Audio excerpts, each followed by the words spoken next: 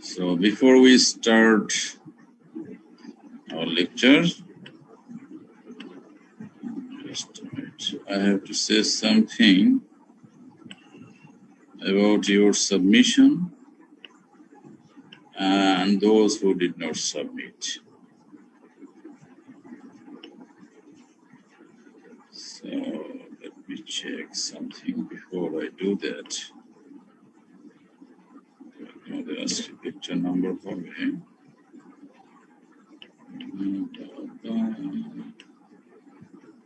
still. Okay, set.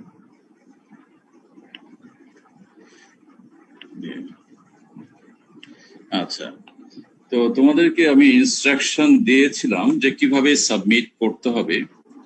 এত তো সত্ত্বেও তোমাদের কেউ এখন পর্যন্ত ইনস্ট্রাকশন অনুযায়ী কাজ করো নাই। তো আমি তোমাদেরকে বেশ কয়েকবার লেকচারও বলে দিচ্ছি, প্লাস সুন্দর করে একদম ক্লিয়ারলি লিখে দিয়েছি ইনস্ট্রাকশন যে কিভাবে সাবমিট করতে হবে। তো তোমরা যারা ফেল করতে উদগ্র বাসনা লালন করছো, তারা যারা ভুল করে সাবমিট করেছো, তো তারা সেই বাসনার চরিতার্থ করতে পারবে, তোমাদেরকে পসিবল গ্রেড দেওয়া হবে না, কারণ তোমাদেরকে আমি বারবার ইনস্ট্রাকশন দিয়েছি। তো আজকে আরেকবার তোমাদেরকে সুযোগ দিচ্ছি। আসলে এতটা আমার সুযোগ দেওয়া উচিত নয়, কারণ তোমাদেরকে আমি পরপর কয়েকবার ইনস্ট্রাকশন দিয়েছি। তো আজকেও আমি চাই আমার স্টুডেন্টদের সবসময় ভালো হোক। দ্যাটস ওয়াই আমি বারবার তোমাদের জন্য, আমার প্ল্যানটা ছিল যে এই আজকে ক্লাসের আগে তোমাদের কাজগুলো সব অ্যাসেস করে নেওয়া, কিন্তু তোমাদের এই ব্যর্থতার কারণে আমার এই অসুস্থ শরীরেও আমি সেটা আর করতে পারি নাই। কেন? তোমরা সাবমিশন ঠিক মতো করো নাই অনেকেই, তোমাদের ইনস্ট্রাকশন লেখা ছিল তারপরেও করো নাই। সো তোমাদের জন্য, তোমাদের প্রতি দয়া পরবশ হয়ে আমার উপর এক্সট্রা বার্ডেন নিয়ে আমি তোমাদেরকে আরেকটা সুযোগ দিচ্ছি। কথাটা ভালোভাবে বুঝে নাও, ঠিকভাবে করবে। এরপরে যদি ভুল সাবমিশন হয়ে থাকে, I have no option but you will not get a passable grade. Be careful. সেটা হচ্ছে, তোমাদেরকে সবাইকে আমি বলে দিয়েছি ইনস্ট্রাকশনে, যে সাবমিশন করার সময় তোমাদের যে কোশ্চেনিয়ার লিঙ্ক গুলো ছিল, যেটা আমি তোমাদেরকে স্প্রেডশিটে দিতে বলেছিলাম, দিয়েছিলে, বা তোমাদের ফাইনাল রিপোর্টের মধ্যেও তোমাদের যতগুলো লিঙ্ক আছে সেই লিঙ্ক গুলো দিয়ে দিতে বলেছিলাম, এবং সেই লিঙ্ক গুলোতে যেন আমার অ্যাজ এ ওনার অথবা এডিটর হিসেবে অ্যাক্সেস থাকে, এবং সেটা আমার চুয়েটের মেইলকে কেন্দ্র করেই, অর্থাৎ hi@chuet.ac.bd। তো সেটাকে কেন্দ্র করে আমি সাবমিট করতে বলেছিলাম। কথাগুলো সংক্ষিপ্ত এবং অত্যন্ত পরিষ্কার সুন্দরভাবে বলা ছিল। তো এই কথা তোমাদের অনেকের বোধগম্য হয় নাই এবং ভুল করে সাবমিট করেছো। তো তাদের অবগতির জন্য আবার তোমাদেরকে বলে দেওয়া হলো। তো তোমরা এবার যারা সাবমিট করেছো সবাই একটু চেক করে দেখবে যে hi@chuet.ac.bd এতে আমাকে তোমরা অ্যাক্সেস বা ওনারশিপ দিয়ে রেখেছো কি না। যদি ভুল হয়ে থাকে সেটা তোমরা ঠিক করে ফেলো। ক্লিয়ার? কারণ আজকের পরে আমি অ্যাসেস করা শুরু করব, এবং এর মধ্যে যদি কোনো ভুল ত্রুটি থেকে থাকে তো সেটা সহই তোমার মার্কিংটা চলে আসবে। আর যারা মোটামুটি নিয়ম মেনটেন করে সাবমিট করেছো, যেহেতু তোমাদের ইনিশিয়াল রিসার্চ, আমি খুব রিজিডলি এটা দেখবো না, তবে দেখবো যে তোমাদের সুন্দরভাবে উপস্থাপন হয়েছে কিনা, আমার ইনস্ট্রাকশন ফলো করেছে কিনা। আর নাম্বার অফ রেসপন্ডেন্টটাও ইম্পর্টেন্ট। তো এগুলোর উপর ভিত্তি করেই তোমাদেরকে আমি চেষ্টা করবো সর্বোচ্চ পর্যায়ের মার্কস দেওয়ার জন্য। তো এখন তোমরা কিভাবে মার্কস অর্জন করবে এটা তোমাদের ব্যাপার। আর তোমাদের মধ্যে 2-4 জন এখনো ডিফল্টার্স রয়ে গেছে যারা সাবমিট করে নাই। তো তারা এই পরীক্ষায় ফেল হিসেবে গ্রান্ট হবে, কারণ আমি তোমাদের সিআর ইফতিকারকে গত সপ্তাহে জানিয়ে দিয়েছিলাম। ও জিজ্ঞেস করেছিল, স্যার আমরা যদি অ্যাসাইনমেন্ট সাবমিট করে আমাদের সিটি দিতে হবে কিনা। আমি তখন ওকে জানিয়ে দিয়েছিলাম যে there will be no city. So I think তোমাদের সে ইনফর্ম করেছে, বা তোমরাও আমার ক্লাসেও জেনেছো যে আমি বলেছি যেটাতে তোমাদের মার্কস থাকবে। সো যারা সাবমিট করো নাই তারা ফেল হিসেবে, সেকেন্ড সিটিতে তোমরা ফেল, এবং আগের সিটিতে যারা 5 ঘন্টা পরে কেউ সাবমিট করেছো, নির্দিষ্ট সময় করে সাবমিট করেছো, তো তারাও আমি বলেছি প্রতি মিনিটের জন্য মাইনাস মার্কিং হবে। তোমরাও যারা এত দেরিতে করেছো তোমরা সবাই ফেল, যারা দেরিতে সাবমিট করেছো। আমার কাছে কোনো এক্সকিউজ গ্রান্ট হবে না। কেন? আমি বলে দিয়েছিলাম পরীক্ষার সময় তোমাদের ইন্টারনেট কানেকশন, মোবাইল চার্জ যা দরকার সব ঠিক করে রাখবা। দরকার হলে মোবাইলে তোমরা এমবি কিনে রাখবা। সেটা হচ্ছে 20 টাকা দিয়ে হোক বা 16 টাকা দিয়ে হোক বা 30 টাকা 100 টাকা দিয়ে হোক, সেটা কিনে রাখবে। পরীক্ষার সময় তোমরা ওয়েল প্রিপেয়ার্ড থাকবা। এখন এমন যদি হয় যে তুমি একটা বিশাল দুর্ঘটনার মধ্যে পড়ে গেছো, হ্যাঁ, তোমার বাড়িতে দানবেরা মানে আক্রমণ চালাইছে, কিংবা তোমার মানে একান্ত পিতৃ বিয়োগ মাতৃ বিয়োগ ঘটেছে, বা এই ধরনের সমস্যা যদি কিরকম থাকে, special case, as a human being I can consider that matter. Otherwise তোমাদের হচ্ছিল তোমরা ফেল হিসেবে গ্রান্ট হবে, মানে গণ্য হবে আর কি। তো তোমাদের বিষয়গুলো মাথায় রাখা দরকার। তো তোমরা যারা বক্তব্য শুনেছ এবং যারা অনুপস্থিত, যারা শুনেছো তাদের, যারা অনুপস্থিত তাদের কাছে বক্তব্যগুলো পৌঁছায় দিও, ঠিক আছে, ফর তোমাদের ফ্রেন্ডদের জন্যই। আর যারা ডিফল্টার্স, যারা সাবমিট করেন, তারাও যদি আজ বা কালের মধ্যে সাবমিট করতে পারে, যদি তারা কাজ করে থাকে। শুধু সাবমিট দায়িত্ব ছাড়া ভাবে বা কারো কাজ কপি পেস্ট করে ফেললো, আমি দেখলেই ধরতে পারবো। আর সেটা ক্ষেত্রে তুমি তো ফেল কিন্তু তুমি মার্ক হয়ে থাকলাম, বুঝতে পেরেছো? So be very careful and do your work. আর কোনো সমস্যা থাকলে, তোমাদের ডিফল্টার সম্ভবত 5 জন ছিল, তার মধ্যে একজনের মানে রিয়েল এক্সকিউজ আমি দেখতে পেরেছি।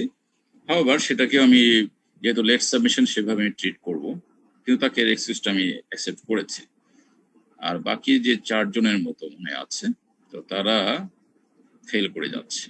তো তাদেরকে আমি যে সুযোগটা দিয়েছি আমি রিপিট করব না, সেই অনুযায়ী তারা কাজ করলে তারা পাস করে যেতে পারে। সো বিষয়টা তোমরা সবাই মাথায় রাখবে, হ্যাঁ। আচ্ছা, তাহলে আজকে আমরা লেকচারে চলে যাই। আরেকটা বিষয় যেটা, সেটা হচ্ছে যে একটা স্যাড নিউজ আর কি আমি শেয়ার করি, যেহেতু আমাদের লেকচার গুলো মোটামুটি আমরা শেষের দিকে চলে আসছি। আমি এই জন্য কিছু পার্সোনাল বিষয় শেয়ার করতে চাই।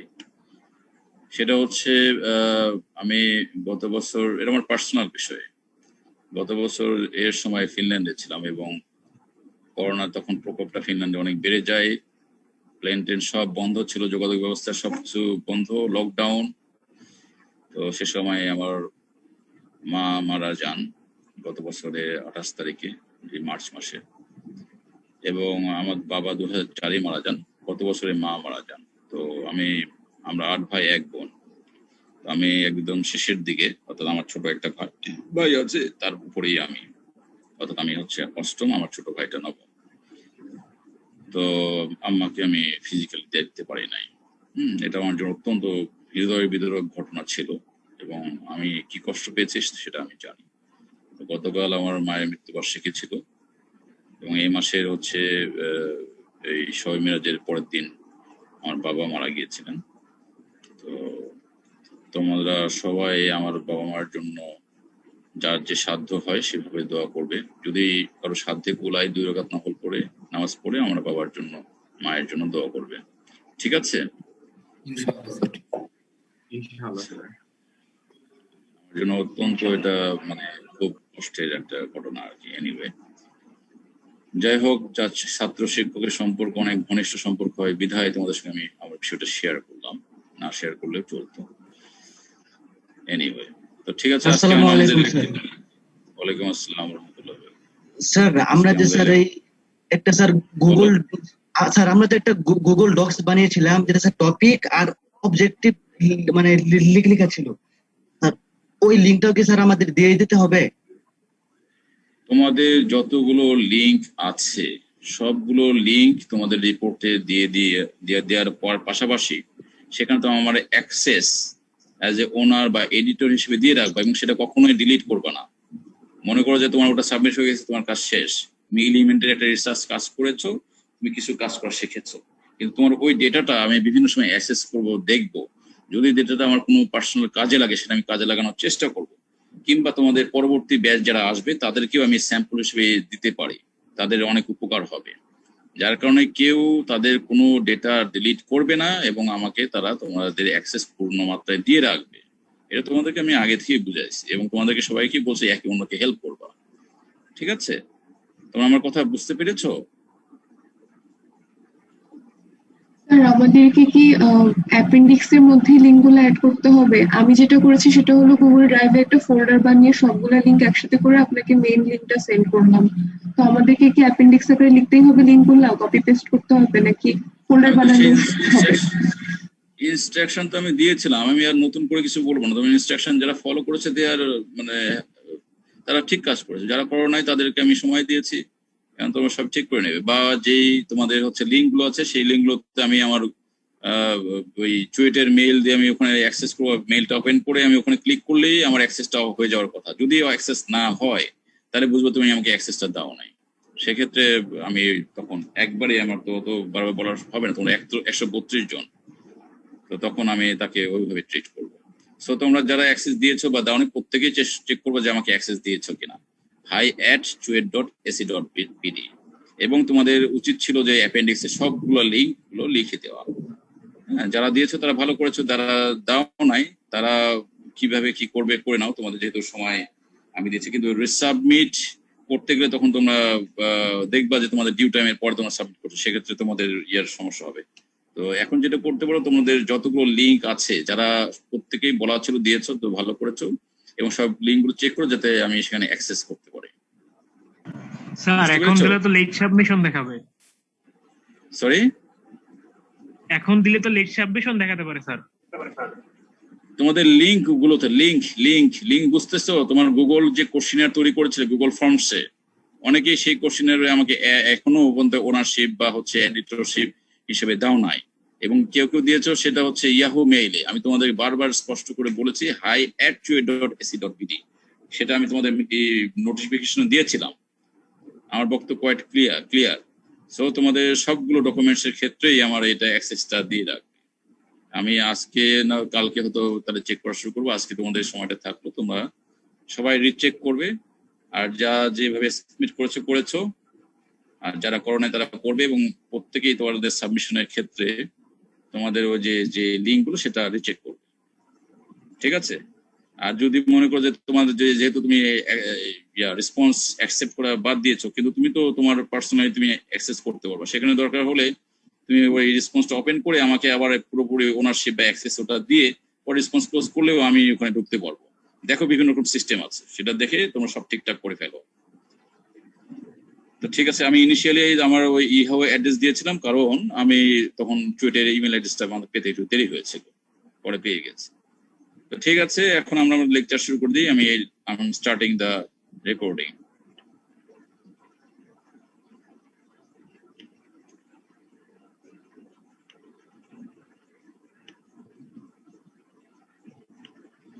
তোমাদের নেক্সট উইক থেকে তোমরা তোমাদের নাজমুল স্যারের সঙ্গে ক্লাস করবে। এই জন্য নাজমুল স্যারের সঙ্গে তোমরা কন্ট্যাক্ট করে নেবে, স্যার কিভাবে ক্লাস নেবেন, তোমাদের কি ভিন্ন ভিন্ন নেবেন নাকি একসঙ্গে নেবেন। আমি তাদেরকে তার কাছে সবগুলো আমার হচ্ছিল ওই ক্লাস রুটিনটা আমি পাঠিয়ে দিয়েছি, আর তোমরা ওভাবে যোগাযোগ করবে। আরেকটা বিষয় সেটা হচ্ছিল যে আমার লেকচার যেগুলো আছে সেখান থেকে তোমরা ম্যাটেরিয়ালস গুলো নিয়ে নাও। দুটো অপশন হতে পারে, এক তোমরা আমার এই রাখতে পারো, তাহলে তোমরা নাজবুল স্যারের সঙ্গে কন্ট্যাক্ট করেন, অন্য একটা প্ল্যাটফর্ম তৈরি করে সেখান থেকে স্যারের লেকচার গুলো নেবে, তাহলে আমার হচ্ছে লেকচার গুলো থেকে যাবে। আদারওয়াইজ মনে করো যে যদি তোমরা করতে চাও, তাহলে আমি আমার যে লেকচার ভিডিও প্রেজেন্টেশন যেগুলো ছিল সেগুলো আমি রাখতে চাই না, কারণ হচ্ছে আমার বিষয়গুলো আমি তোমাদের সঙ্গে শেয়ার করেছি। তো তার স্টাইল হয়তো স্যারের স্টাইল স্যার ফলো করবেন, তো সে হয়তো আমার স্টাইলে দেখলে তার হয়তো কোনো কিছু বিষয় আসতে পারে, বা আমি তার স্টাইল দেখতে তার হয়তো ডিফারেন্স থাকতেই পারে পার্সন টু পার্সন। সেই জন্য আমি বিষয়টাকে যাতে এরকম কোনো সিচুয়েশন না আসে আমি অ্যাভয়েড করতে চাই। তো তোমরা যদি মনে করো আমার লেকচার গুলো তোমরা ওখানে মানে থাক এবং তোমরা দেখতে চাও, তাহলে তোমাদের স্যারের সঙ্গে কন্ট্যাক্ট করে তোমরা অন্য প্ল্যাটফর্ম ক্রিয়েট করে সেখানে কন্ট্যাক্ট করবো। আদারওয়াইজ আমি এগুলো লেকচার গুলোর মানে ভিডিও যেগুলো আছে সেগুলো সব ডিলিট হয়ে যাবে, বা তোমরা অ্যাক্সেস পাবা না আর কি। তো সেটা তোমরা নেক্সট ক্লাস আমাদের সঙ্গে হবে, সেখানে আমাকে জানাই দেবা, আমি সেভাবে কাজ করবো। আর আদারওয়াইজ এর মধ্যে তোমরা ম্যাটেরিয়ালস যেগুলো নেওয়ার সেটা নিবা, কিন্তু কোনো থার্ড পার্টির সঙ্গে শেয়ার করবে না, এটা কপিরাইট ম্যাটেরিয়ালস। ঠিক আছে, এগুলো তোমাদের জন্য আমি অনেক পরিশ্রম করে তৈরি করেছি যাতে করে তোমরা সোশ্যোলজিকে ভালোভাবে বুঝতে পারো। ওকে, আচ্ছা আমরা এখন আমাদের লেকচারে চলে আসি। আমরা আলোচনা করব আজকে হচ্ছে সোশ্যাল চেঞ্জ নিয়ে, সোশ্যাল চেঞ্জ অ্যান্ড প্রোগ্রেস। তো সোশ্যাল চেঞ্জ আমরা দেখতে পাচ্ছি বিভিন্ন রকম, আমাদের বাংলাদেশে আছে, বাংলাদেশ সোশ্যাল চেঞ্জ কিরকম হয়েছে। আমরা এক সময় ভারতীয় উপমহাদেশ ছাড়া মানে এরকম একটা ছিলাম, ব্রিটিশ বেনিয়া গোষ্ঠীর আগে তারা আরো যারা এসেছিলেন, যেমন মনে করো যে ডাচ বা হচ্ছে বিভিন্ন রকম আসছিল না, সেগুলো যে পর্তুগিজ এসে ঔপনিবেশিক স্থাপন করে, ঔপনিবেশিকতা স্থাপন করে তারা আমাদেরকে শাসন করে গিয়েছে বা ব্যবসা বাণিজ্য করে লুণ্ঠন করে বা ইত্যাদি করে চলে গেছে। তারপরে আসছে ব্রিটিশরা, তারা দীর্ঘদিন যাবৎ আমাদেরকে ব্যবসার নাম করে এসে আমাদের সহায় সম্পত্তি প্রপার্টি লুণ্ঠন করে নিয়ে গিয়ে আমাদের, বলো কেউ কিছু বলতে চাও?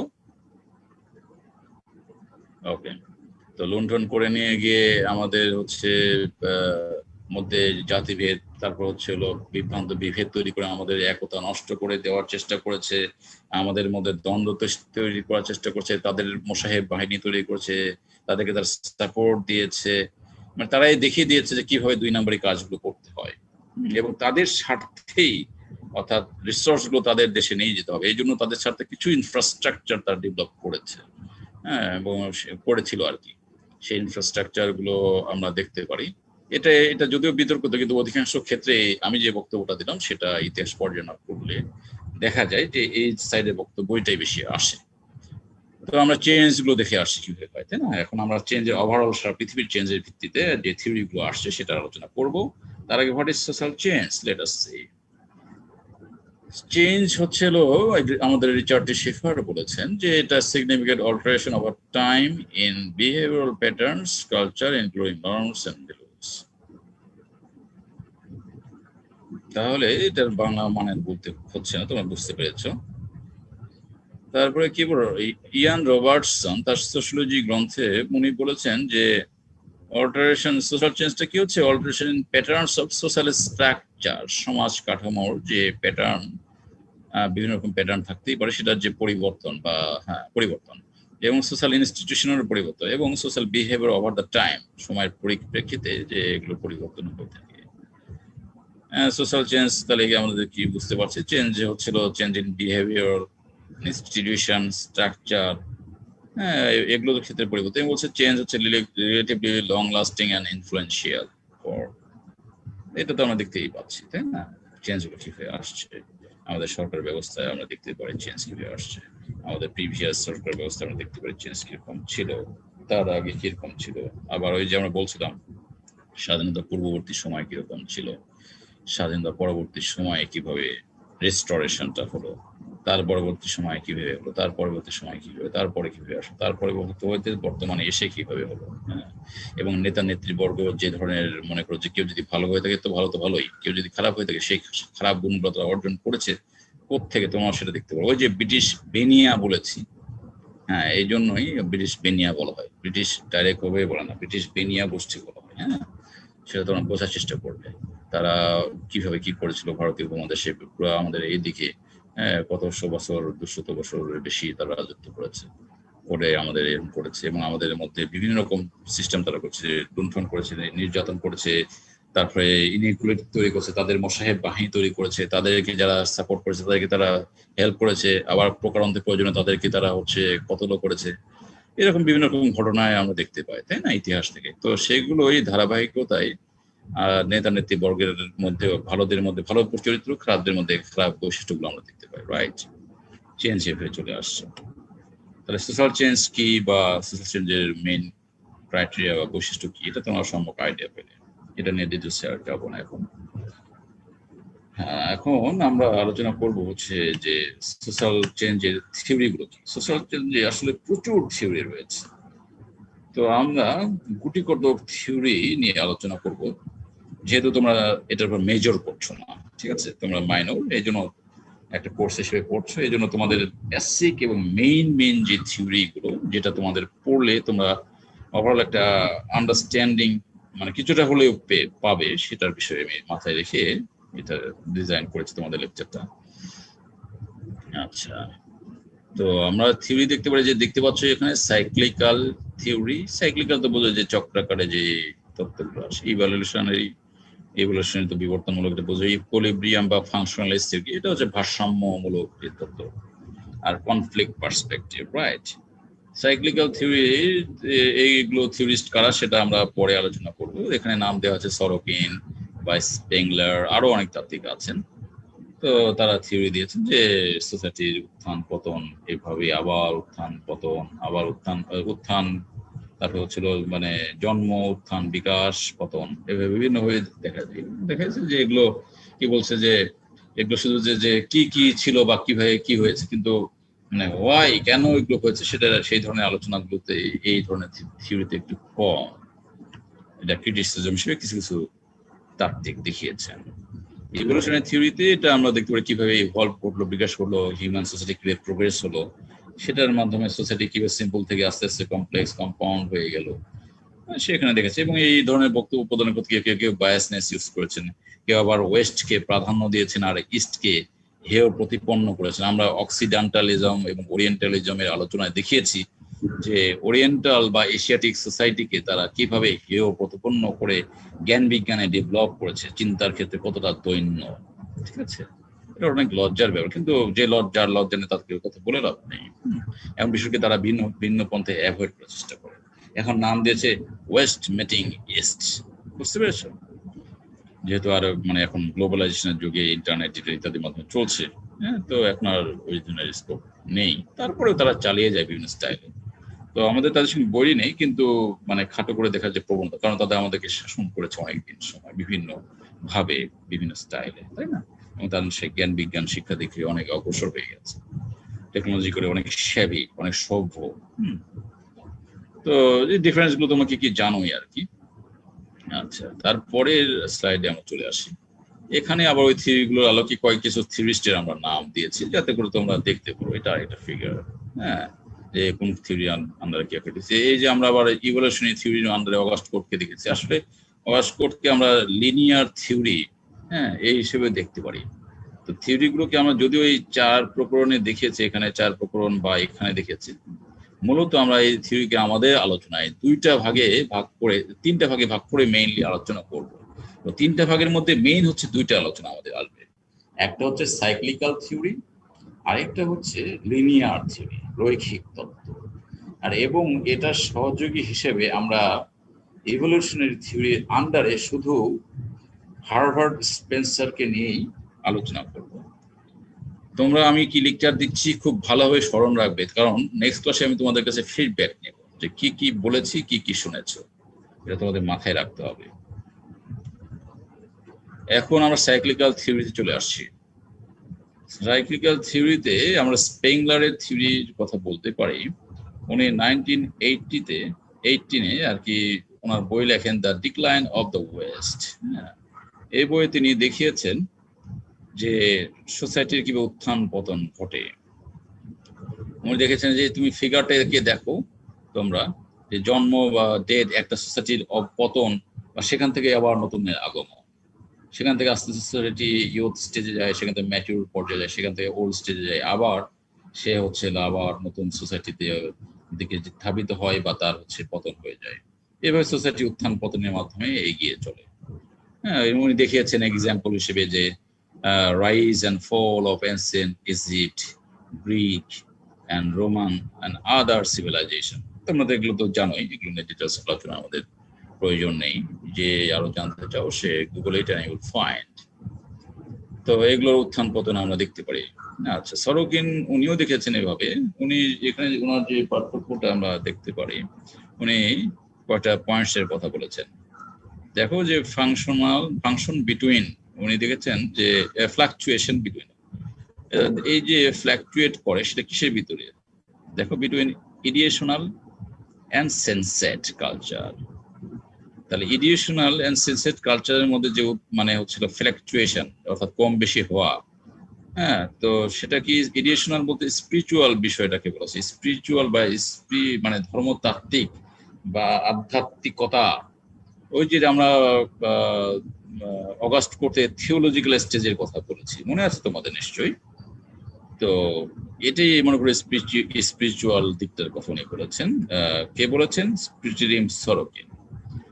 তো এই যে ইডিয়েশনাল কথা বলছে এটা, এবং হচ্ছিল যে সেন্সেট অর্থাৎ সায়েন্টিফিক যে অবস্থান, এটা কম বেশি করে, কখনো স্পিরিচুয়াল বিষয়টাকে রোল প্লে করে, কখনো সায়েন্টিফিক বা হচ্ছে লজিক এগুলোর বিষয়ে কাজ করে। এবং এই দুইয়ের ভিত্তিতে যে মাঝামাঝিতে কি অবস্থান করে, যে আইডিয়ালিস্টিক যা ফিলোসফিক্যাল যে একটা অবস্থান, সেটার কালচারটাকে কি আইডিওলজি সোসাইটি নিয়ে চলে। হ্যাঁ, মনে করো যে এক্সিস্টিং গভর্নমেন্ট, তাদের নিশ্চয়ই কোনো আইডিওলজি আছে, হ্যাঁ, সেই আইডিওলজির ভিত্তিতে তারা দেশ পরিচালনা করছে। বিফোর দ্যাট তাদের, এদের আগে যে গভর্নমেন্ট ছিল তাদেরও একটা আইডিওলজি ছিল, সেই আইডিওলজি তারা লিখেছে এবং সেই অনুযায়ী তারা হচ্ছে কাজ করতো। এখন সেই অনুযায়ী তারা আদৌ কাজ করতো কিনা সেটা হচ্ছে তাদের কাজে কর্মে তারা কি দৃষ্টান্ত স্থাপন করে গেছে সেটা আমরা জানি বা দেখিয়ে দিই বা দেখতে পাই। আমাদের জন্য আজকালও প্রচুর ম্যাটেরিয়ালস আমরা দেখতে পাই, লাইভ ম্যাটেরিয়ালস থেকে শুরু করে আর পাঠ্যপুস্তক পেপার পত্রিকা তো আছেই। আগে যেমন ম্যাটেরিয়ালস দেখতে হলে সাধারণ জনগণের অ্যাক্সেসটা খুব কম ছিল, তারা পত্রিকা যেটা বলছে মেইন পত্রিকা সেটা হয়তো জানতো, কিংবা অনেকে পত্রিকাও পড়তো না, তারা হয়তো টিভি নিউজ ওই চায়ের দোকানে একটু বসে বা লোকজন কি বলছে সেখান থেকে জানতো। কিন্তু এখন টেকনোলজির কারণে তারা মোবাইলের মাধ্যমেই হোক, ইউটিউব, বিভিন্ন রকম সোশ্যাল মিডিয়ার মাধ্যমেই হোক, ফেসবুক, টুইটার, ইনস্টাগ্রাম, হ্যান ত্যান ইত্যাদির মাধ্যমেই হোক, তারা বিভিন্ন বিষয় জানছে এবং তারা একের পর একটা খুঁতে দেখছে যে এখানে নিউজটা আসছে এইভাবে, ওখানে নিউজটা আসছে এইভাবে, এখানে নিউজটা এরকম, ওখানে এরকম। তারা কম্পেয়ার করে তারা দেখতে পাচ্ছে এবং রিয়েল মেসেজটা নেওয়ার চেষ্টা করছে এবং নিচ্ছে আর। তো আমরা বিভিন্ন বিষয়গুলো দেখতে পাই যে আইডিওলজির সঙ্গে তাদের কাজে কর্মের কি অবস্থান, রাইট? তাহলে পিটিরিম সরোকিন দেখিয়েছেন যে এইভাবে সমাজ ব্যবস্থাটা উত্থান পতন করে এবং সাইক্লিক্যালি সমাজ রান করে। কখনো সেখানে সেন্সেট ভূমিকা পালন করে এবং সোসাইটি সেই আইডিওলজি নিয়ে কাজ করে, আবার কখনো সেখানে দেখা যায় যে স্পিরিচুয়াল অবস্থানটা বেশি এবং সোসাইটি ওই দিকে টার্ন করে, আবার কখনো এটা সংমিশ্রণে সোসাইটি পরিচালিত হয়। তো এরপরে স্লাইড দেখি, আমি যে কথাগুলো বললাম ভালোভাবে বুঝবে, যদি বুঝতে কষ্ট হয় আমাকে ক্লিয়ার বলবে, আমি তোমাদেরকে আরো ক্লিয়ার করে দেবো। আমি হোপফুলি যেভাবে বলেছি এতে তোমাদের বোঝার কোনো রকম কষ্ট থাকার কথা নয়। আচ্ছা, তোমাদের এই স্লাইড গুলো তৈরি করার জন্য আমি প্রচুর পরিমাণ সময় ব্যয় করেছি, যাতে করে তোমরা খুব ইজিলি মেসেজগুলো নিতে পারো এবং কি পয়েন্টস সেটাও তোমরা হচ্ছে দেখতে পারো, এবং ডায়াগ্রামের মাধ্যমে দিলে তোমাদের আরো দৃষ্টিগোচর হয় এবং তোমরা হৃদয়ঙ্গম করতে পারো। এবং কোন কোন টেক্সটে কে বলেছে তাদের ছবি সহ বইগুলো খুঁজে বের করে আমি তোমাদেরকে দিয়েছি, তোমাদের সহজে সোশিওলজিক্যাল টার্মস গুলো বোঝার জন্য, এবং এটা খুবই ইম্পর্টেন্ট। হ্যাঁ, এখন তোমরা কিভাবে কতটা ইম্পর্টেন্ট সহকারে দেখবে সেটা তোমাদের পার্সোনাল ইভলিউশনের বিষয় আর কি, রাইট? হ্যাঁ, তো আমার কাজ হচ্ছে তোমাদেরকে বলে দেওয়া, তোমাদের বিষয় হচ্ছে তোমাদের সেটার মেসেজটা নেওয়া এবং সেই অনুযায়ী তোমাদের নিজেদেরকে সমৃদ্ধ করা। আচ্ছা, এনিওয়ে আমরা প্যারেটোর থিওরিতে আসি। ভিলফ্রেডো প্যারেটো, উনি একজন ইটালিয়ান হচ্ছে সোশিওলজিস্ট এবং তাত্ত্বিক স্কলার। তো উনিও সার্কুলার থিওরি দিয়েছেন, সাইক্লিক্যাল থিওরি দিয়েছেন, যেটা নাম উনি দিয়েছেন সার্কুলেশন অফ এলিট। এখন তোমরা বাম সাইডের ফিগারে দেখবে যে আমরা এলিটকে দু শ্রেণীতে দেখতে পাই, একটা হচ্ছে গভর্নিং এলিট আর একটা হচ্ছে নন গভর্নিং এলিট। তোমরা সহজেই বুঝতে পারছো যারা ক্ষমতাধর, ক্ষমতায় আছে তারা গভর্নিং এলিট, আর যারা ক্ষমতায় নেই তারা হচ্ছে নন গভর্নিং এলিট। এই এলিট তারা উভয় গ্রুপই হচ্ছে তারা অ্যারিস্টোক্রেট অর্থাৎ অভিজাত শ্রেণীর লোকজন। হ্যাঁ, তারা জ্ঞান বিজ্ঞানে, শিক্ষা দীক্ষায়, পড়াশোনা, আবার হচ্ছে মনে করো যে প্রভাব প্রতিপত্তিতে, হ্যাঁ, তারা অভিজাত শ্রেণী।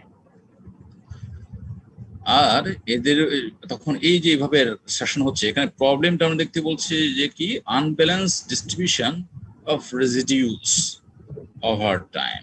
এখন আমরা দেখতে পাচ্ছি যে জনগণের চাহিদা, সহায় সম্পত্তি বা হচ্ছে অ্যাক্সেস টু রিসোর্সেস বা জব অপরচুনিটিস বা ফ্যাসিলিটিস, এগুলোর ক্ষেত্রে যদি ব্যালেন্সটা নষ্ট হয়ে যায় এবং জনগণের বা অভিজাত যারা হচ্ছে অপোজিশনে আছে তাদের স্বার্থ বিঘ্নিত হয় এবং যেটা ইলিগাল, আনএক্সপেক্টেড, হ্যাঁ, যেটা অপারেশন তৈরি করছে, হ্যাঁ, যদি এরকম সিচুয়েশন হয়ে যায় তখন সোসাইটিতে ক্যাওস বা প্রবলেম তৈরি হয় এবং আনব্যালেন্স সিচুয়েশন চলে আসে।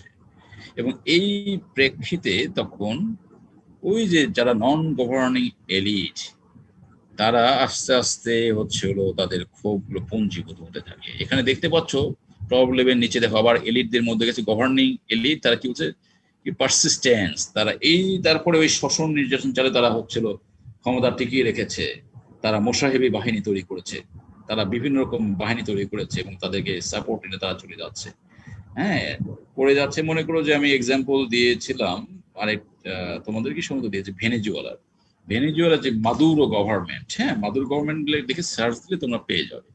সেই মাদুরো গভর্নমেন্ট কি করেছে, ক্ষমতাকে অনেক দিন ধরে জিম্মি করে রেখেছে এবং করতে করতে সে স্বৈরশাসক থেকে আস্তে আস্তে টোটালিটারিয়ান সর্বাত্মকবাদী যে রাষ্ট্র ব্যবস্থার কথা আমরা পড়েছিলাম সেরকম হয়ে গেছে এবং তার মোসাহেব বাহিনী তার হচ্ছে হলো সবকিছু তার হচ্ছে আন্ডারে এবং সবাই তার কথাতেই উঠে বসে, আর্মি বলো, তাদের সেখানকার প্রশাসন সামরিক যে পুলিশ বাহিনী বলো, তারপরে সেখানকার ব্যুরোক্র্যাটস বলো, এভরিথিং, এবং তাদেরকে অনেক পরিমাণে সে সাপোর্ট দিয়েছে, হ্যাঁ, জনগণের মানে বেসিক যে হচ্ছে নিড সেটাকেও খর্ব করে এবং তাদের হচ্ছে অনুগত যারা তারা হচ্ছে এমনকি হেলথ সেক্টর তাদের একটা বিশাল প্রবলেম ছিল, সেই হেলথ সেক্টরে বিশাল পরিমাণ টাকা সাপোর্ট নিতে তারা আত্মসাৎ করে ফেলেছে এবং সেটা একটা মানে খুব একটা বড় রিপোর্ট হয়ে আসে।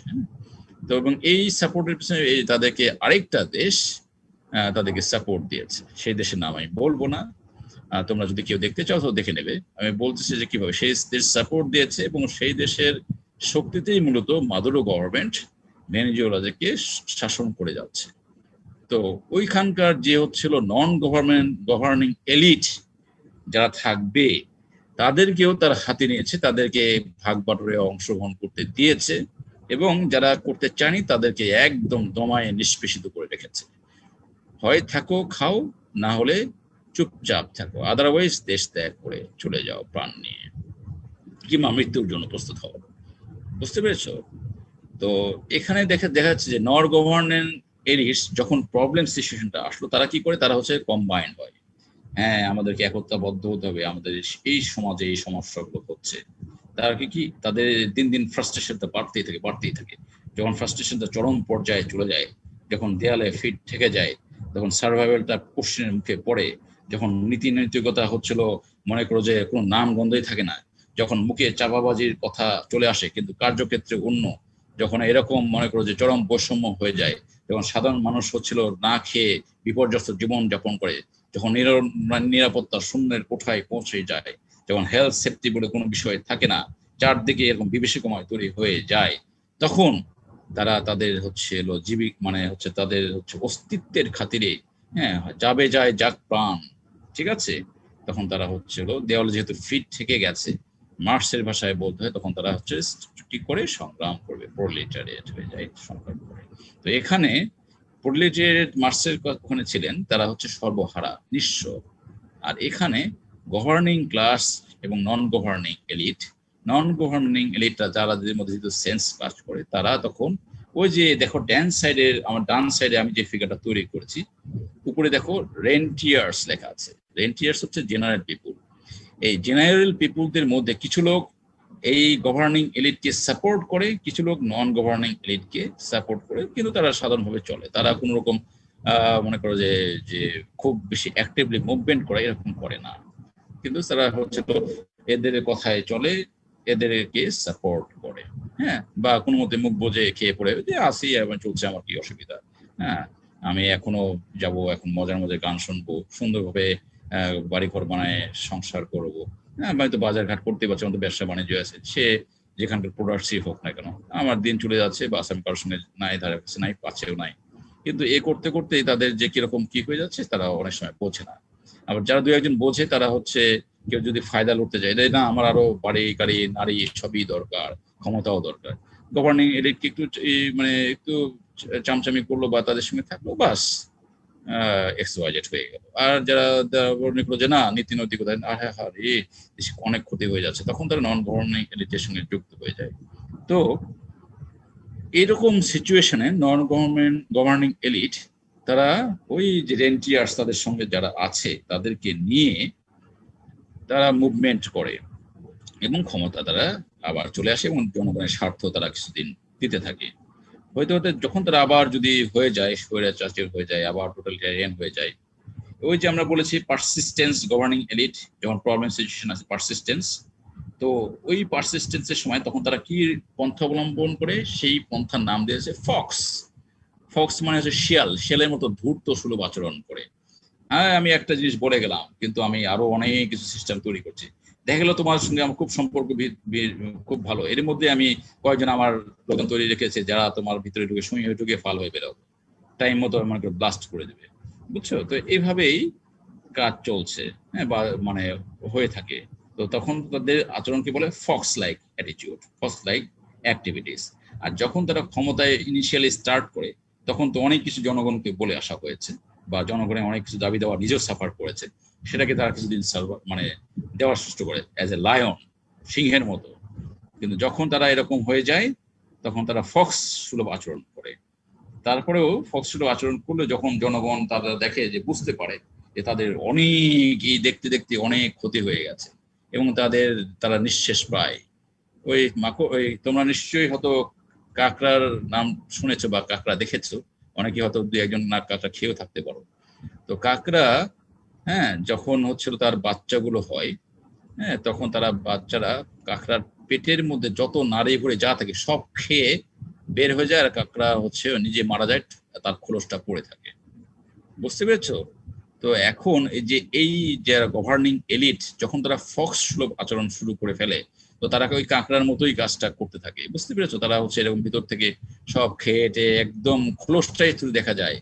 যখন একদম তারা হচ্ছে চরম সিচুয়েশন, মানে একদম ওয়ার্স্ট হয়ে যায়, ওই যে আমরা ডিক্লাইনের কথা পড়ে আসছি, তখন দেখো যে ভিতরে আর কিছুই নাই। হ্যাঁ, এর আগ পর্যন্ত যদি মানে ওই নন গভর্নিং এলিট তারা রেন্টিয়ার্সদের সঙ্গে কিছু করতে পারে, তো হয়তো দেখা যাবে সেখান থেকে তারা রেমিডিস কিছু দিতে পারে এবং আবার রিভাইভ করতে পারে। তো সলিউশনের ক্ষেত্রে ভেলফ্রেডো প্যারেটো বলেছেন, কি বলেছেন, সাইক্লিস্টে কিভাবে দেখেছেন যে conservative, progressive etcetera, history is a graveyard of aristocracies, circulation of elite. তাহলে কেউ হচ্ছে রিজিডলি ডেভেলপমেন্ট করতে পারে এবং জনগণ কি বলছে বা জনগণের কি সমস্যা সেটা সে নাও দেখতে পারে, কনজারভেটিভ ওয়েতে কাজ করতে পারে, সে যেটা মনে করে সেটাই ঠিক, এটাই ডেভেলপমেন্ট, এটাই হচ্ছে ঠিক। জনগণ বুঝছে না, তাদেরকে বুঝাইতে হবে যে চলে যাও তোমরা অ্যারিস্টটলের বক্তব্যে। অ্যারিস্টটল কি বলেছিলেন? Some people are born to be slave and some people are born to be the slave master. চিন্তা করেছো? এবং এই বক্তব্য দিয়েছিল ওরিয়েন্টালিজমের বক্তব্য এমনি এমনি আসে নাই বাবারা, শোনো, ওখান থেকেও আসছে ওই যে ট্রেডিশনাল বক্তব্য চলে আসছে যে কিছু লোককে যারা স্লেভ হিসেবে জন্ম করবে।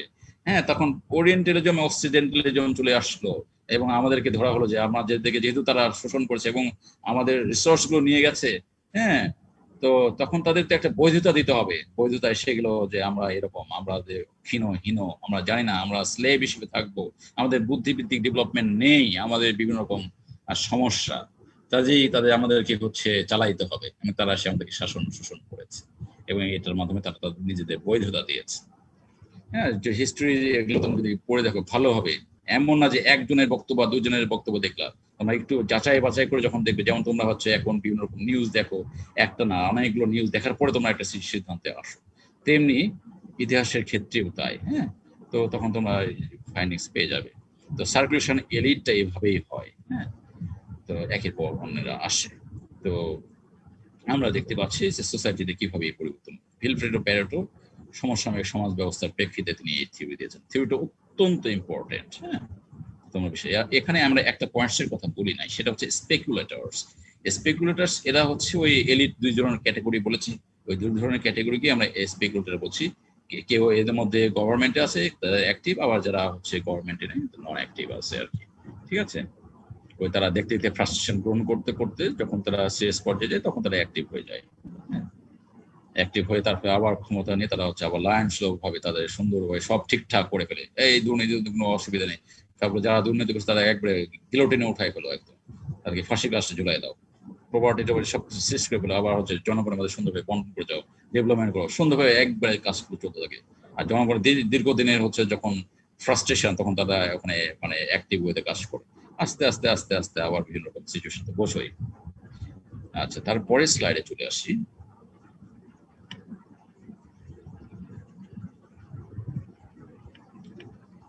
আমি যে কথাগুলো বলছি নিশ্চয়ই তোমরা বুঝতে পারছো, যে এই পয়েন্টস গুলো তোমরা কি বুঝতে পারছো?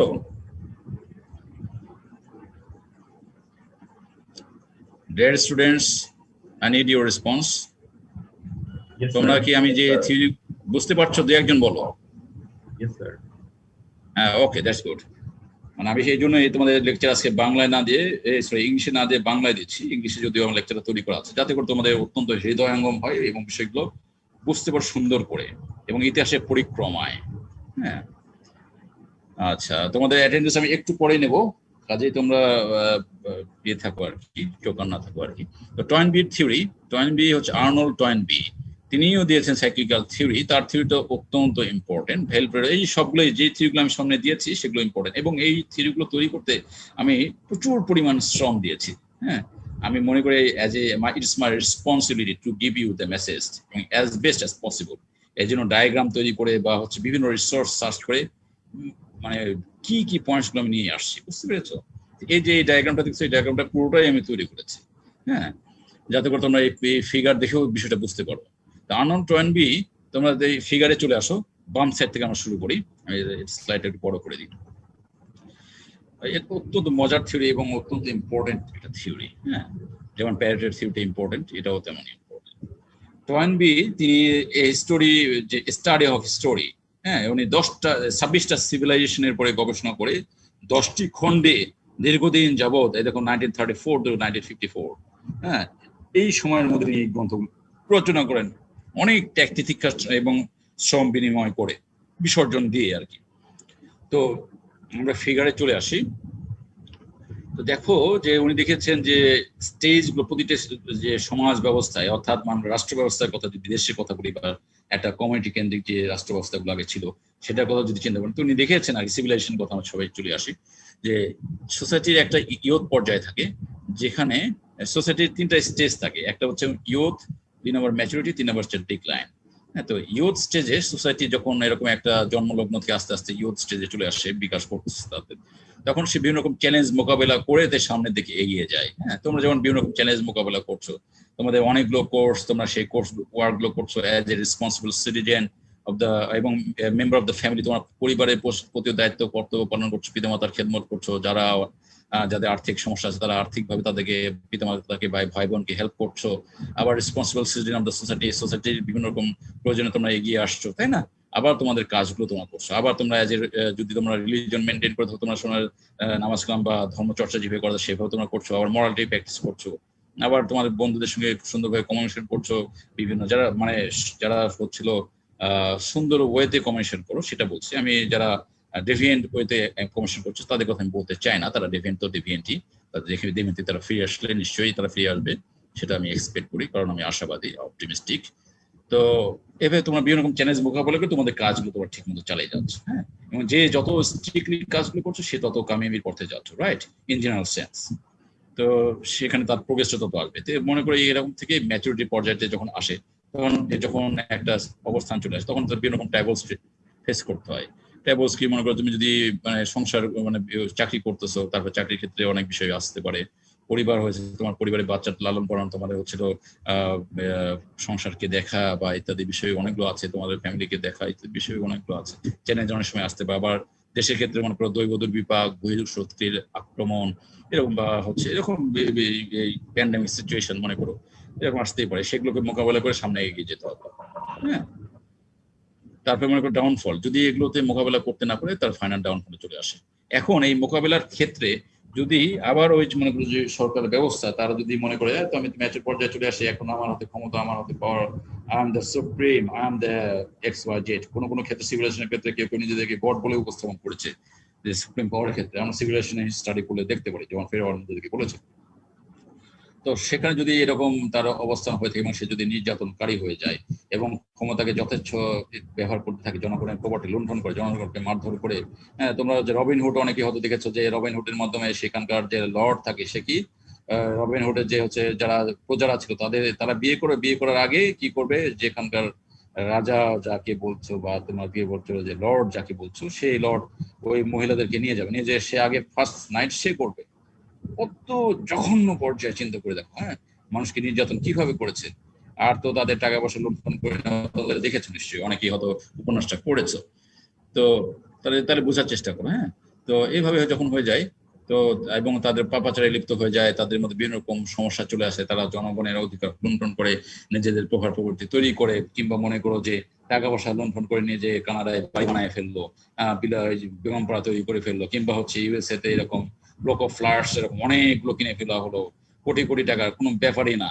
আবার মনে করো যে সিঙ্গাপুরে এরকম তৈরি করা হয়ে গেল, যে মনে করো যে বিভিন্ন রকম সুপার মল টল ইত্যাদি কেনা হয়ে গেলো, বা আরো অনেক কান্ট্রিতে কেনা হলো, বা হচ্ছে হাজার হাজার কোটি টাকা ব্যাংক থেকে পাঠ করা হয়ে গেলো। ধরো আমি এক্সাম্পল দিচ্ছি আর কি। হ্যাঁ, এখন যদি সেটা রেস্টোরেশন হয় সেটা তো ভিন্ন কথা। হ্যাঁ, আমি অ্যাজ ফর তোমাদের আমি আগে নোটিফিকেশন দিয়েছি যে সোসাইটি থেকে বোঝার জন্য কিছু এক্সাম্পল দিচ্ছি, but it is not personal attack বা অন্য আদার ডাইরেক্টেড এক্সপ্লেনেশন। তো মনে করো যে এরকম সোসাইটি গুলোতে যখন হয়েছে, আমি যে জন্য রবিনহুডের এক্সাম্পলটা তোমাদেরকে দিয়েছি, হয়তো তোমরা অনেকেই দেখেছো। তো এরকম যখন হয়েছে তখন সোসাইটি ফল করেছে। এই সময়ে এই যে দেখো যে আমাদের নিচে ডিসক্রিপশনের ক্ষেত্রে সেকেন্ড নাম্বার পয়েন্টে ক্রিয়েটিভ মাইনরিটিস এর কথা বলা হয়েছে। এই ক্রিয়েটিভ মাইনরিটিস এরা কারা?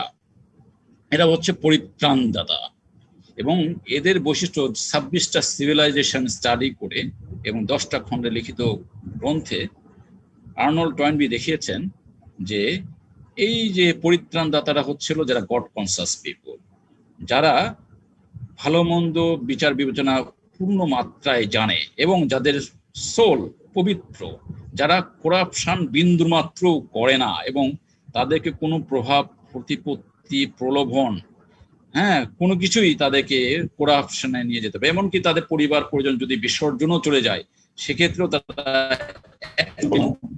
মানে পিছপা হয় না, তারা হচ্ছে নন করাপ্ট পিপল।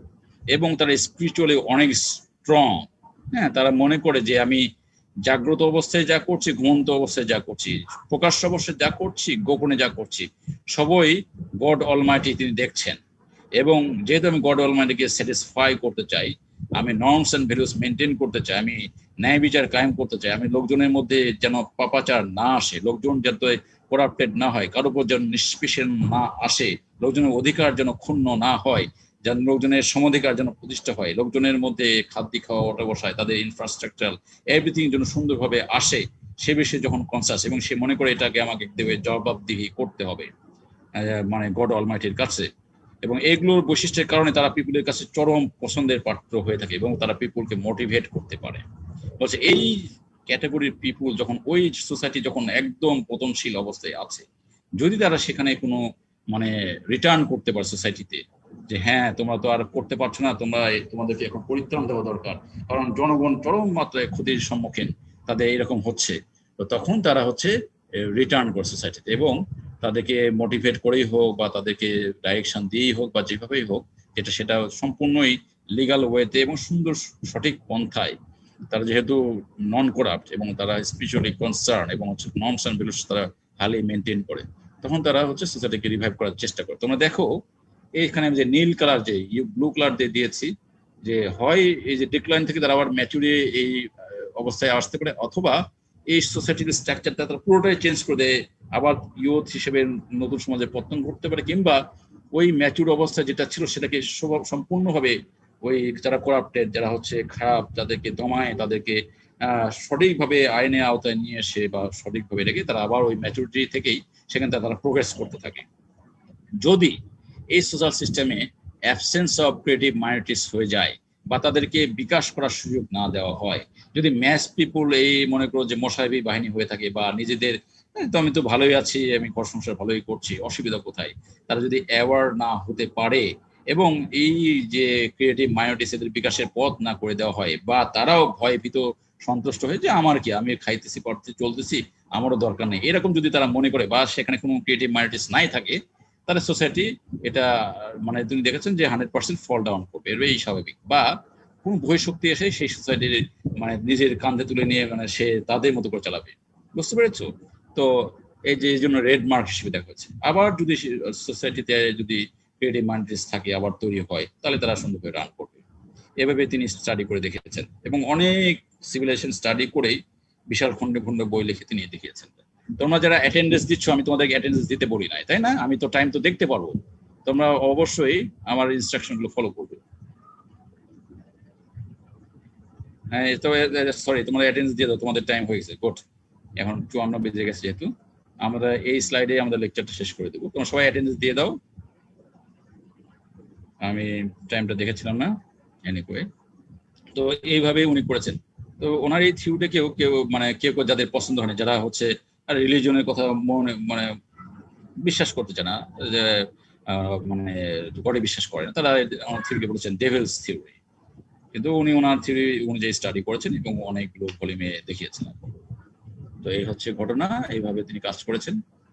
আর তোমাদের যে ইনস্ট্রাকশন দিয়েছি সেভাবে তোমরা কাজ করবে। আর তোমাদের জন্য আমি আবার প্রথমেই বলেছি যে আমার বাবার মায়ের মৃত্যুবার্ষিকী চলে গেল, তোমাদের পক্ষে যাদের সম্ভব আমাদের তাদের জন্য দোয়া করবে। আর তোমাদের সবার জন্য আমার শুভকামনা থাকলো। আর যারা ডিফল্টার্স ছিল তারা যোগাযোগ করবে বা কিভাবে কি কাজ করবে তোমাদের ব্যাপার, আদারওয়াইজ তোমরা ফেল হয়ে যাবে। সো আজকের মতো এখানেই, তোমরা নেক্সট সপ্তাহ থেকে তোমাদের নতুন স্যারের সঙ্গে ক্লাস করবে, মানে অর্থাৎ নাজমুল স্যারের সঙ্গে ক্লাস করবে। তোমরা এখন যেও না, তোমরা আমাকে তোমাদের অ্যাটেন্ডেন্স গুলো কপি করার সুযোগ দাও। Let me stop the lecture first.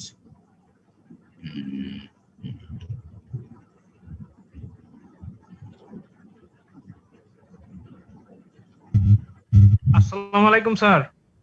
ওয়ালাইকুম আসসালাম রাহমাতুল্লাহ, বলো। স্যার ওইখানে তো ওনার অ্যাক্সেস চাচ্ছে আপনার, মানে এই যে সাবমিট করার পর ওইটার ওনার আপনি হয়ে গেছেন।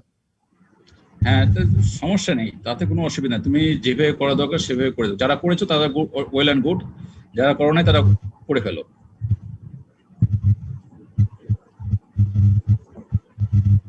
আজকে 29 তারিখ 3।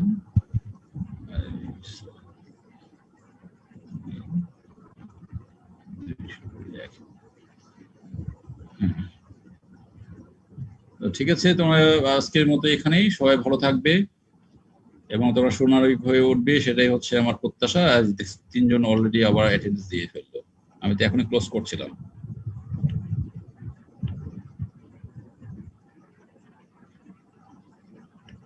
ঠিক আছে, ঠিক আছে, তোমরা সবাই ভালো থাকবে। আল্লাহ হাফেজ।